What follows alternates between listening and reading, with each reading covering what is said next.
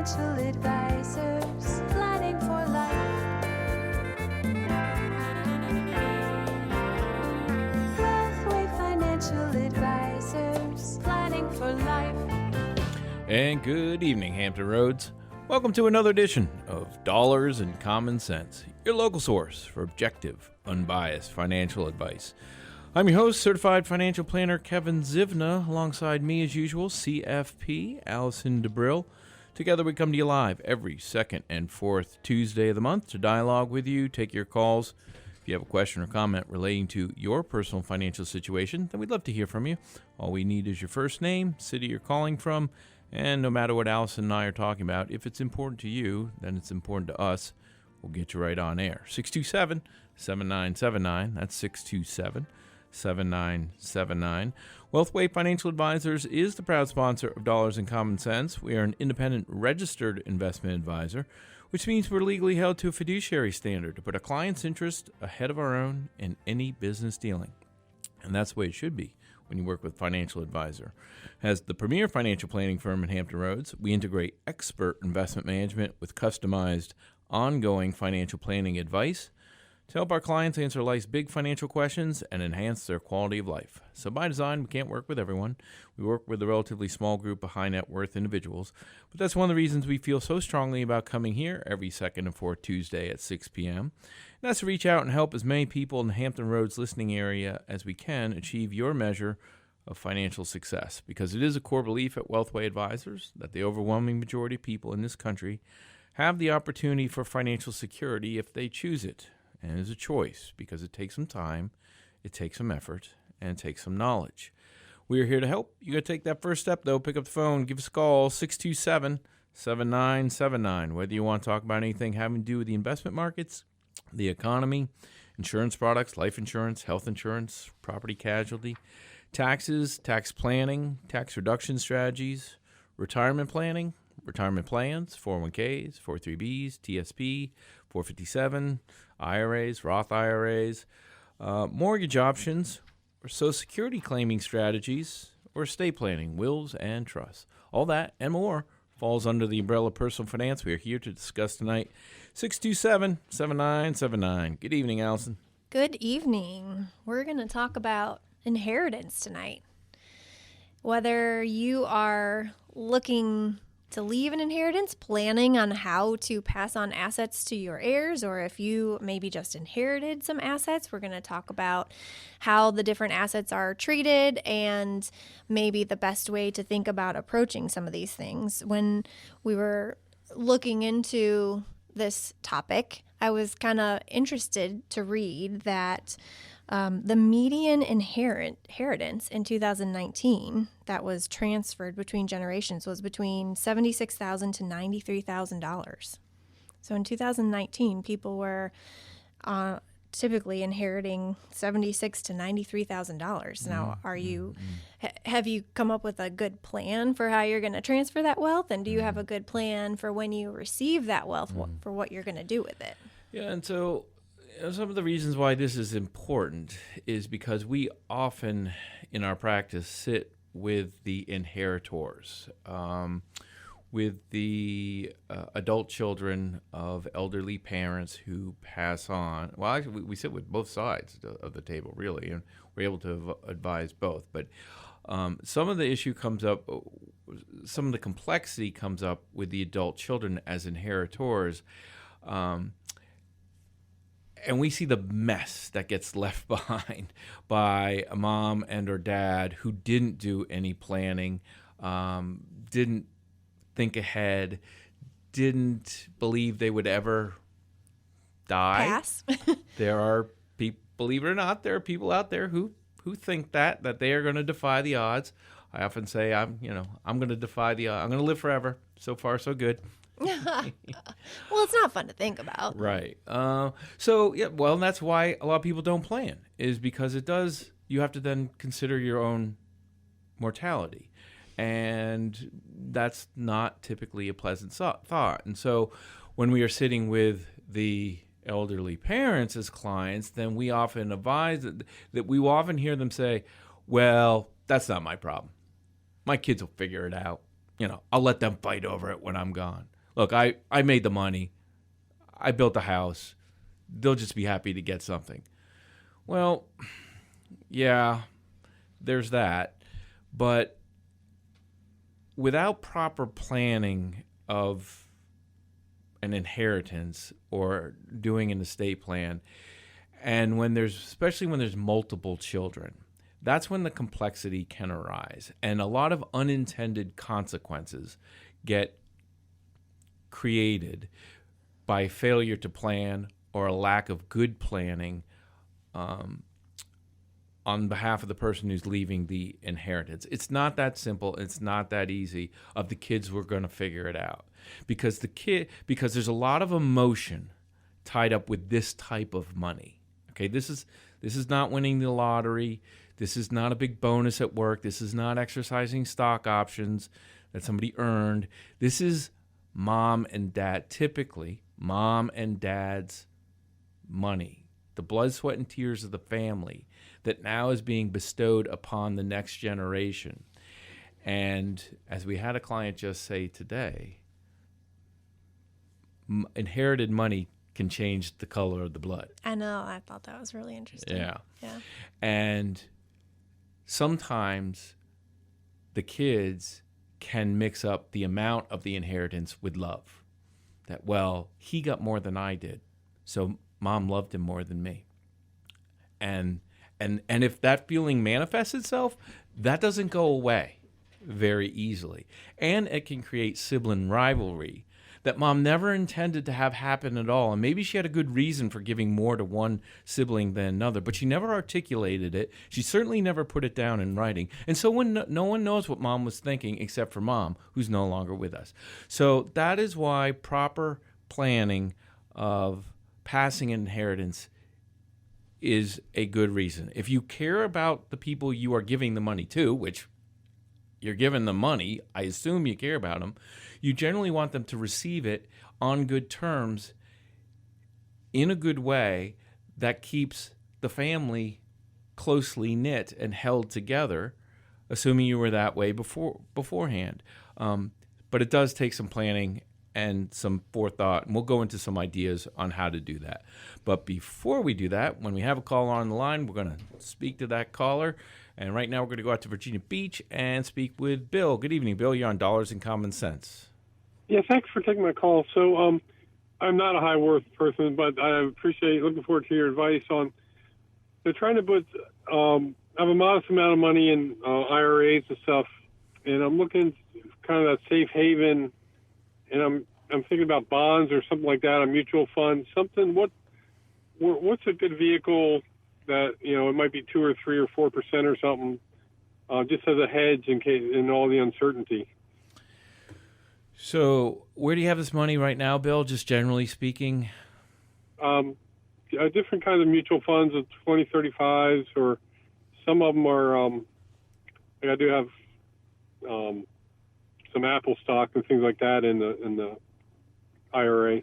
So target date funds? Yes. Mm-hmm. And you say you're concerned about short-term market movements and you want to reduce some of the potential volatility that you see looming on the horizon. Yes? Yes, exactly. Yes. Well, what's this money for? It's retirement. How old are you? Near 65. When do you plan to retire? In about 2 years. Generally healthy? Yes. Do you have pension, Social Security income for retirement? I will be getting Social Security, yes. Mm-hmm. Social Security, okay. All right. Well, we'll answer that question, but first we would say this. You're attempting to time the market. Whether you're consciously doing that or not, that's ultimately what you are doing. You're saying, yeah, I don't feel comfortable with the current economy, the world situation, or something going on in the stock market, so I want to get out, or I want to move to a safer place to put my money. That's market timing. Uh-huh. That is so if that's your intent, when do you plan? When would you get back into stocks or equities? Those things that fear you now. I'm just kind of, I want to wait out this year and see what happens and stuff. With all the supply chain issues and things, things get back to a little normal per se. All right. Okay. Well, Bill, things will never be normal. There is always a crisis of the day. There is always something new to stir the pot, and the media's job is essentially to stir the pot, to get you always concerned about some other world event, and to attempt to, especially financial journalism, to try to get you to scare you out of equities. If you are a long-term investor, which you should be at 65, you probably have, and in good health, you probably have 20, 25, 30 more years of life expectancy ahead of you, perhaps longer, then this money needs to stay invested in growth type of assets for the long term in order to overcome the ravages of inflation and maintain its purchasing power, or to throw off the income that will maintain its purchasing power to allow you to stay ahead of inflation. So first recommendation is don't do what you're suggesting, okay? Stay invested for growth. I would recommend that target date funds are not a favorite vehicle of ours, but if you aren't working with an advisor and you don't know better, then they're better than nothing. But generally speaking, we would say that you should be invested primarily in stocks or equities, and especially in this low interest rate environment, bonds are not a good place to be. Okay, so number one, don't try to do what you're suggesting. Number two, if you're not going to listen to that advice and you're going to do it anyway, then stay away from bond funds and stay away from bonds, because in this low interest rate environment, which is now starting to increase, interest rates are now starting to tick up because we are seeing, largely driven by the spike in inflation that we've seen here recently. That drives down the value of bond funds and individual bonds if you invest that way. So while you might get some income off of those bonds, the income that you're getting today is, number one, going to be reduced by rising inflation, so it's not going to keep pace with that. And the value of your bond investment is also going to decline. So we have purposefully either reduced substantially or eliminated the bond portion of our client portfolios because of the environment that we're in. So I would suggest the next best place to park your money, if you're going to do it, is the bank. And you might want to, maybe you can eke out a little bit of return in a bank CD at maybe get yourself 1%. But bonds are not going to be the safe haven. As we sit here today, they're not going to be the safe haven for the next 10 years. We don't think that they have been for the last 20, 30, 40 years because of the interest rate environment we're in. So how does any of that sound? No, I appreciate that. I didn't. I was kind of under the impression bonds were a safe haven or whatever. I was pretty happy with what I was getting before, but I'll stay away from bonds, sir. Yeah, traditionally they have been. That traditionally in the past, that bonds were a great diversifier from stocks. When we were basically in declining interest rate environment from the late 70s, early 80s, all the way through the 2000s. But bonds and interest rates act like a seesaw. So when rates rise, bond values decline. And so we don't think where we are today is a good place for bonds.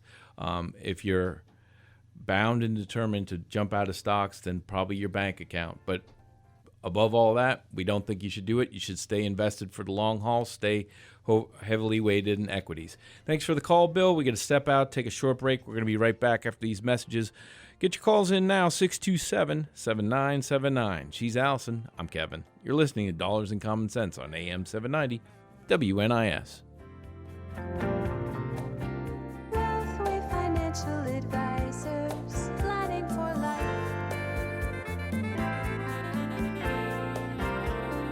Wealthway Financial Advisors, planning for life. And welcome back to Dollars and Common Sense, your local source for objective, unbiased financial advice. Alongside certified financial planner Allison DeBrill, I'm CFP Kevin Zivna.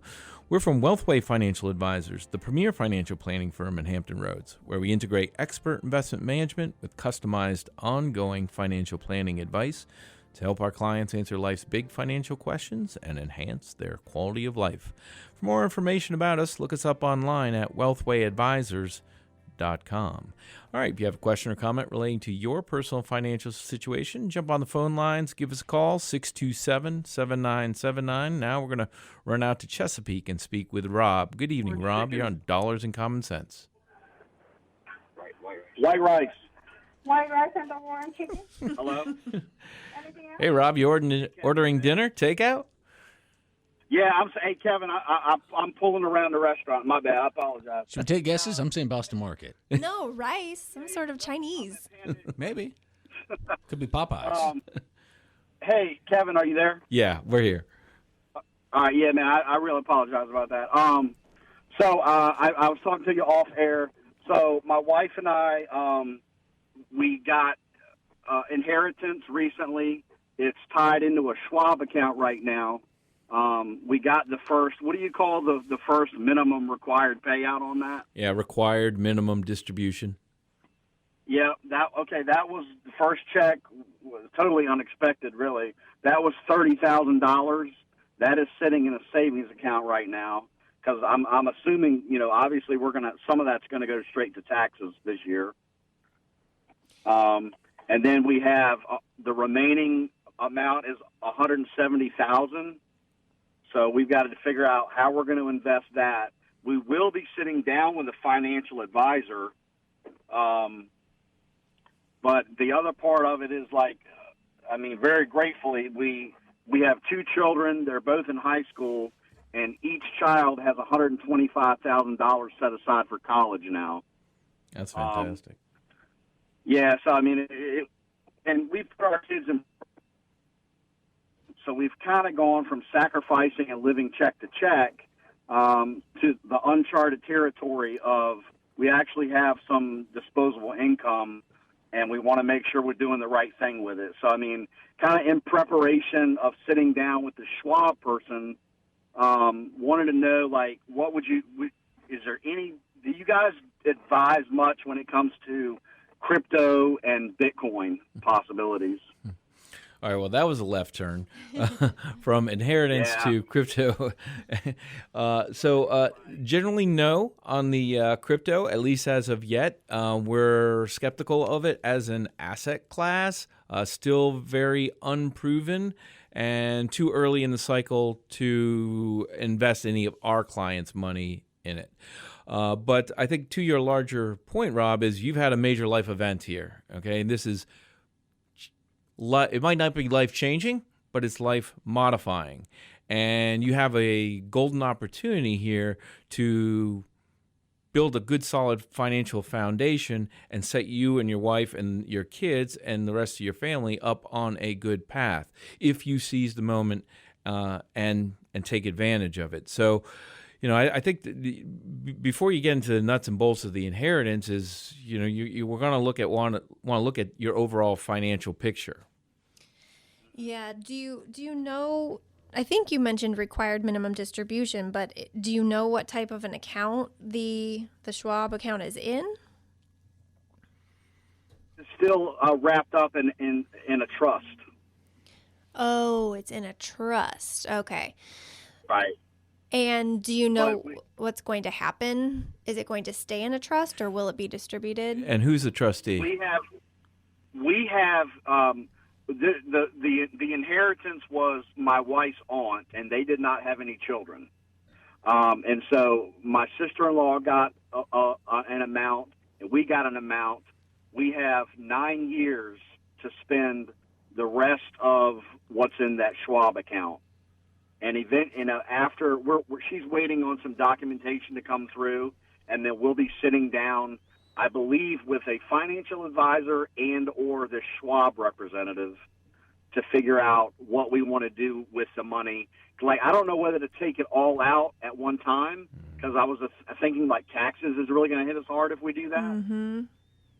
Yeah, well, it's sounding like an IRA. Inherited IRA. Yes, least because portion. when you inherit an IRA, you have 10 years to distribute the funds. And you're right, Rob, when the funds come out of an IRA account, they are taxed as ordinary income. So you will need to, I think it's great that you're going to meet with a financial advisor to come up with a good plan for how to distribute this over the years. But no, you don't have to spend the money. It could be, you can turn around and reinvest it in another investment account so that you're continuing to invest for long-term growth. And Rob, this is a great example of the complexity around inheritance. We're going to run into a hard break here for the news at the bottom of the hour. If you can hang on through that, we'll talk to you on the other side. If not, we'll talk to your problem or your situation in general when we come back. For those of you who want to jump on the phone lines, give us a call, 627-7979. She's Allison. I'm Kevin. You're listening to Dollars and Common Sense on AM 790 WNIS. Wealthway Financial Advisors, planning for life.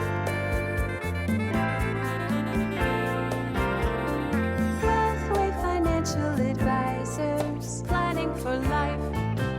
And welcome back to Dollars and Common Sense, your local source for objective, unbiased financial advice. Alongside certified financial planner Allison DeBrill, I'm CFP Kevin Zivna. We're from Wealthway Financial Advisors, the premier financial planning firm in Hampton Roads, where we integrate expert investment management with customized ongoing financial planning advice to help our clients answer life's big financial questions and enhance their quality of life. For more information about us, you can look us up online at wealthwayadvisors.com. You can also request an information packet to find out what it's like to work with us, or sign up for a free quarterly newsletter at wealthwayadvisors.com. Just go to the contact page, put your name and address in the dialog box, select the appropriate drop-down menu, and we'll get that information out to you later on this week. And that's all we will use your name and address for, is just to send you the information that you request. Or if your situation is a little bit more complex, want to talk it out with a live human being, you can give us a call at the office, 456-2200. Want to remind everybody, our next show will be in 2 weeks on Tuesday, February 22nd at 6 p.m. as usual, or you can get the show as a rebroadcast on Saturday morning following the show, whatever the date is on this Saturday. The 12th. Okay, the 12th. But if you can't catch the show live every second, fourth Tuesday, or get the rebroadcast on Saturday morning following the show, then you can get it as a podcast. Search for Dollars and Common Sense wherever you get your podcasts. Download us, take us with you wherever you go. All right. Rob, are you still there in Chesapeake? Yeah, Kevin, I'm still here, man. Thank you so much for waiting through the break for me. Yeah, right. Well, thanks for hanging on. We're talking to Rob here, who his wife received an inheritance, and he's also getting Chinese dinner tonight at takeout, apparently. Yeah. I looped around the restaurant, and my son said, "I'll just go in and get it." Well, we were talking about your inheritance situation, Rob, and it sounded like it was actually an IRA account that your wife inherited. You know, I would assume so, especially since I'm assuming with the IRA inheritance, you're automatically going to get that required minimum, first payment. Well, it's not automatic. It's not automatic, and it's not always true. You have to distribute an IRA as long as it's not your spouse that you inherited it from. You have to take all of the money out of the IRA within 10 years. But you could wait 9 years and 364 days and take it all out in year 10. You don't have to take annual distributions.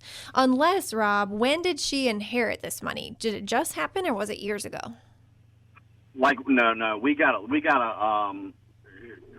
letter. I think it was in December. Okay, so right just before happened. Christmas, I believe. Yeah, so a couple of months ago. And we haven't really done anything with that first $30,000. It's just sitting and saving because we're getting ready to do taxes right now. So we want to see how that's going to impact this year's tax situation. We're probably going to owe.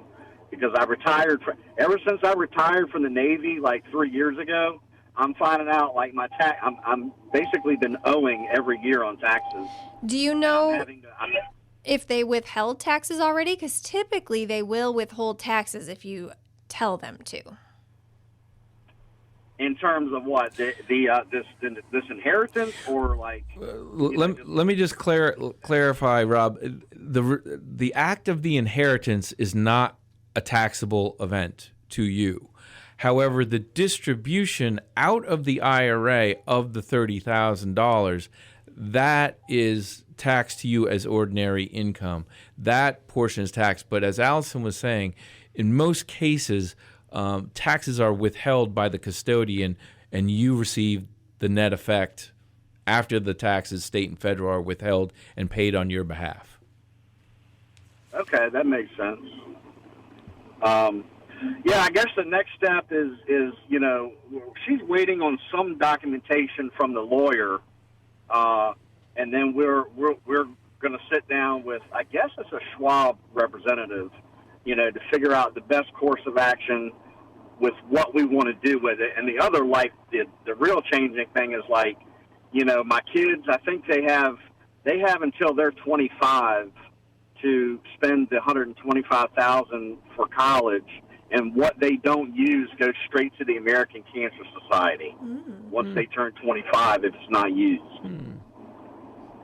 So, is that 120, Rob? Is that 125 in 529 savings accounts, or is it just set aside through language in the will or trust? You know what? That's a good thing. I can tell you right now that both kids are in private school, high schools, and we've gone ahead and started paying off what's left of their high school education. And then if they have money left for college on the back end, we'll pick that up.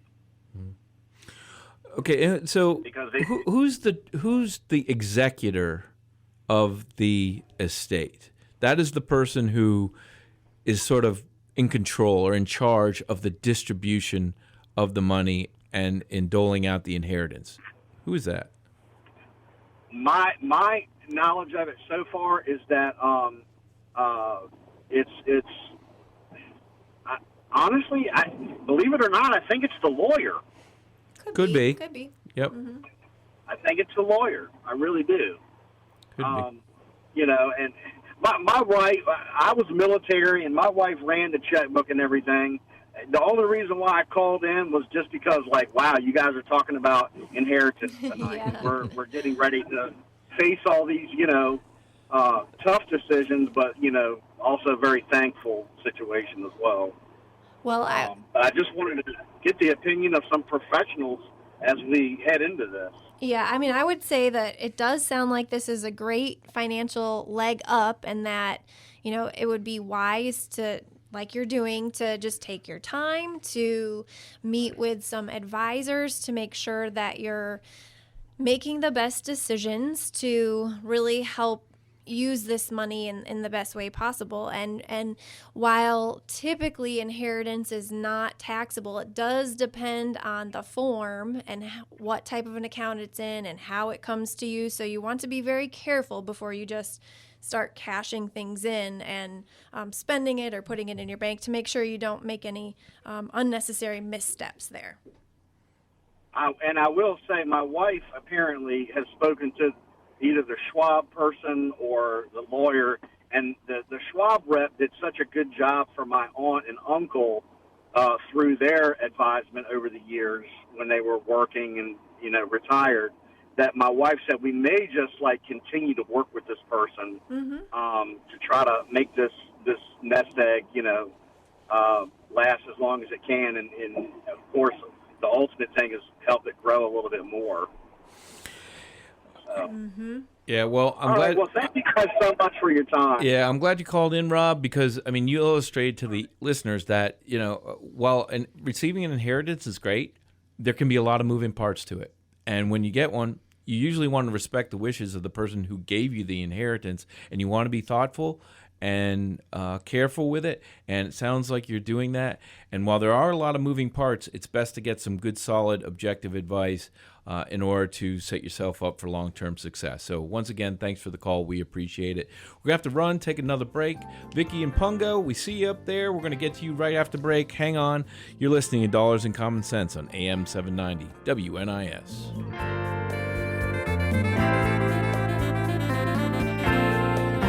Wealthway Financial Advisors, planning for life.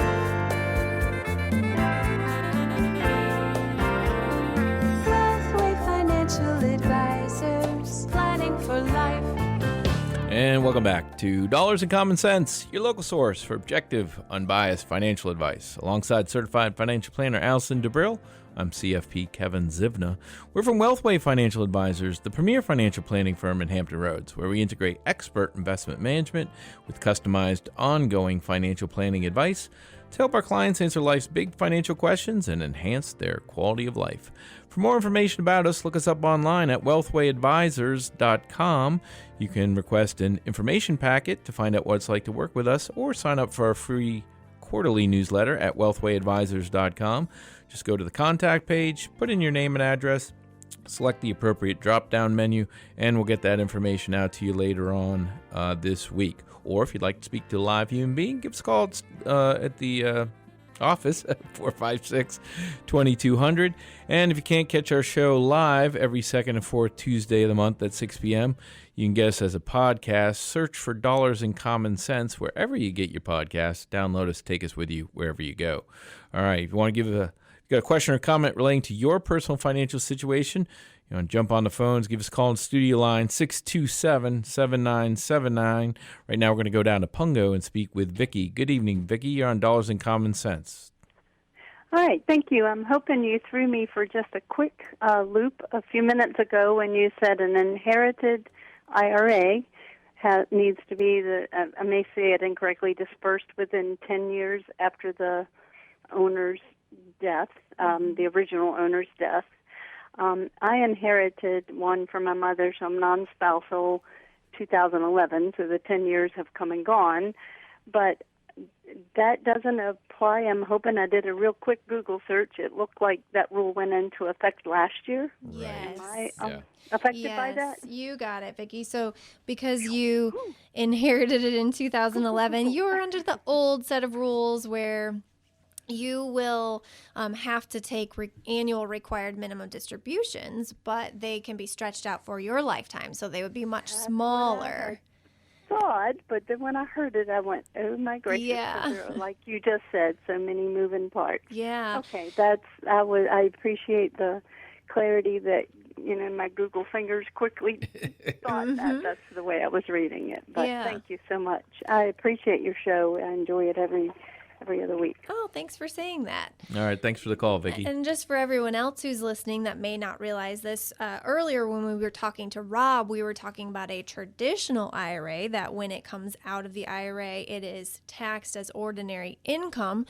When you have a Roth IRA, the account owner has already paid tax on the contributions that go into a Roth IRA, and the benefit of a Roth IRA is that it grows tax deferred and is tax free when it comes out of the Roth IRA. So a Roth IRA is one of the best assets to leave for your heirs, because even though they may have to take it out a little bit each year or within that 10-year time period, it's not taxable to them. Mm-hmm.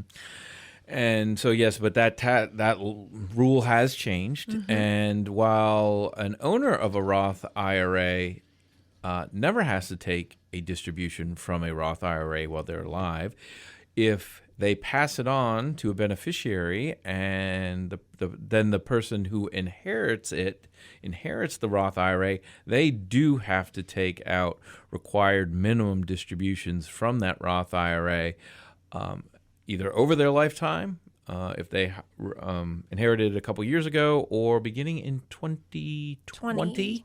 If you inherited Roth IRA in 2020, I think it passed in 2020, but it may have been effective 2021. All right. Well, within the last couple years, yeah. It was recently. Yeah, if you inherited Roth IRA, then that needs to come out under the 10-year rule. Unless it's a spouse. So we've been talking about Under most conditions. Yeah, we've been talking about inheritance, and most of it has been non-spousal, meaning you inherited money from someone other than a spouse. But if it is your spouse, you can typically treat that traditional IRA or Roth IRA as your own. So if you inherited a Roth IRA from your spouse and you got to treat it as your own, that means you don't have to take distributions for the rest of your life, and that money just grows tax-free and would ultimately go to your heirs. So that's why we say a Roth IRA is an excellent legacy tool if that is one of your goals. But you can see, if you've been listening to the show for the whole hour, with the changes in tax laws, which happen every couple years, and the complexity of the different types of inherited vehicles that one may get, life insurance, bank accounts, traditional IRA, Roth IRA, life insurance proceeds. There are kind of different rules around a lot of this stuff, and it can be overwhelming to the inheritor, which is why we always stress when we take on clients, estate planning is part of a good financial plan. And while it's often the last thing that people get to, it is still vitally important. And we make sure that we set up accounts appropriately with beneficiaries, and that clients go. We refer them to competent estate planning attorneys here in the local Hampton Roads area, who will then draft a comprehensive estate plan because of the complexity around it to the inheritors. And at every time we sit with somebody who inherits money, they are almost always trying to figure out, what did mom or dad want? Or what did Aunt Betty want? What would she want me to do with this money? How would she want me to treat it? And absent good instruction through an estate plan, there's confusion, can be regret, there's anxiety, there's sometimes paralysis. We have a client who received a substantial sum that's just sitting in a bank account doing nothing, that she's afraid to even move on because it was dad, and I know how hard dad worked for the money, and dad would want me to be super careful with it, but I don't know what to do, but I know I'm not doing the right thing, and all these jumble of questions and emotions that she has because it wasn't really passed to her sort of with the right instruction through the estate plan. Well, and that brings up a good question, something we address in our quarterly newsletter that's getting ready to come out in a week or two is, should you talk to your kids about your estate plan? So we have some people that bring their kids in that are very open, and some people that really don't want their kids to know anything about their financial situation. So it's probably best to be somewhere in the middle. It's probably best to make sure that your family, your heirs, whether they're children or someone else, if they know there is a plan, maybe big picture, generally how the plan is supposed to work, and your intentions behind the plan, even if you don't share dollar figures.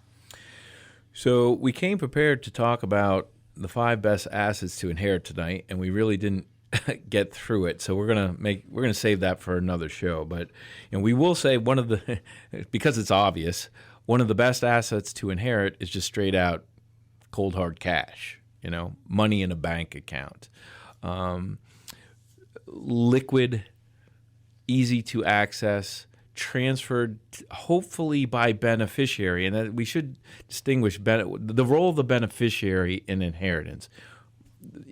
That supersedes anything having to do with a will, and most people don't know that. They don't realize how easy it is to put a beneficiary designation on a bank account, an IRA account, their 401k, that would then very quickly and easily transfer that asset to the beneficiary and avoid the whole estate planning probate process.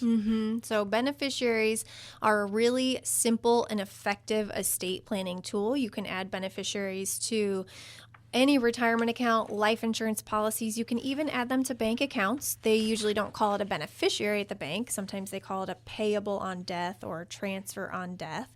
But you can add beneficiaries. Now that's different than adding someone as a joint owner, so they wouldn't have any right to that money while you're alive or any authorization. It would just be at your passing that the asset would transfer. Which is something you should not do, which we see happen a lot. You should not add, say, a child to your bank account as a joint owner because you want them to get that money when you pass away.